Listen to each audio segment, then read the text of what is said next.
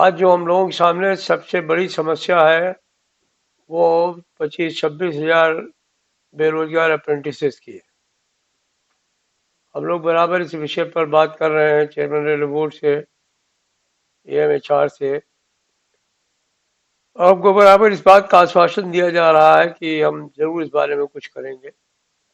लेकिन आज प्रधानमंत्री जी ने जब काशी कॉरिडोर के उद्घाटन के समय वहाँ के मजदूरों के साथ फोटो खिंचवाया, खाना खाया, तो मुझे लगा कि उन्होंने इस बारे में कहा था कि हम स्किल इंडिया की बात करेंगे, अप्रेंटिसेज की संख्या को बढ़ाएंगे। उन्होंने अपने जो है वो अ, परिवर्तन भी किया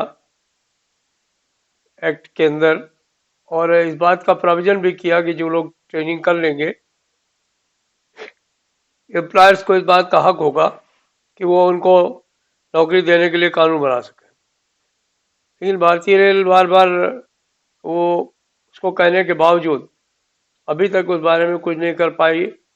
माननीय रेल मंत्री जी ने भी कहा, तो उनको शायद ये बताया गया कि इसमें कोई कोर्ट का मामला है।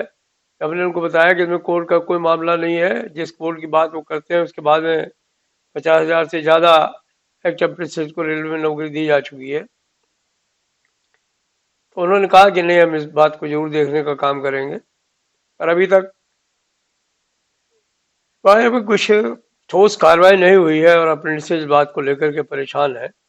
अब जब प्रधानमंत्री जी किसान का बिल वापस ले लिए हैं, वो एक तरीके से श्रमिकों के लिए भी, उनके लिए जो कानून है उस पर भी पुनर्विचार करने की अपील पर कुछ ध्यान दे रहे हैं। तो हमें पूरी आशा है कि ये जो एक्ट उन्होंने खुद बदला था और भारत को एक स्किल जो है वो वर्कफोर्स से नवाजने का उन्होंने फैसला उठाया था, मुझे आशा है कि अप्रेंटिसेस एक्ट के को इम्प्लीमेंट कराने का काम भी करेंगे।